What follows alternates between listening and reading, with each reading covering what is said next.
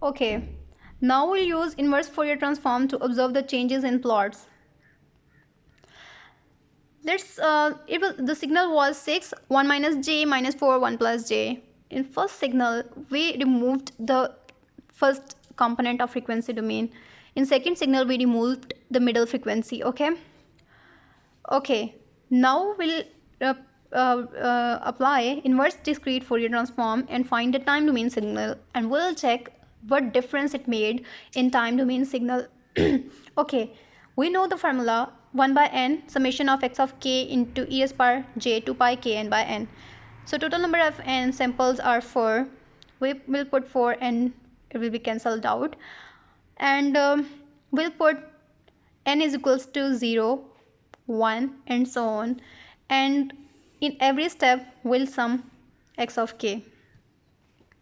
Okay, you can see the calculations here. I hope you're getting that. We use the previous knowledge of the circle, and we can check the values here and do the calculations.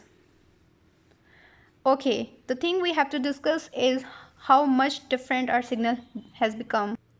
Okay, after all those calculations, we got x of n is equals to minus 1 by 2, 3 by 2, minus 3 by 2 and 1 by 2.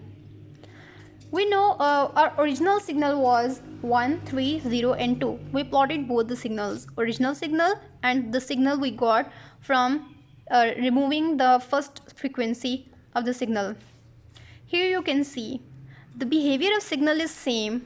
You can see the transitions over here and they are same, but its magnitude has changed. You can see the magnitude is lowered and the value here is gone into the negative side.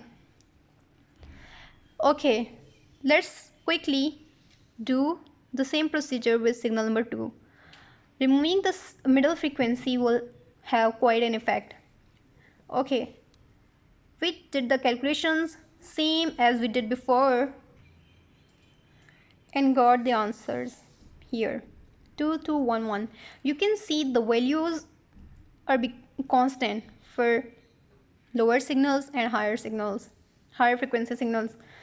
Okay, we plotted both signals again. This is the original signal plot and this is the signal number 2, the one we got after removing the middle frequency, middle and the highest. Okay, we can see here transitions are gone, the system has become constant, and we can see the removing high frequency has quite an effect on the system. So that was all from lecture number 4. See you in the next lecture. Allah Hafiz.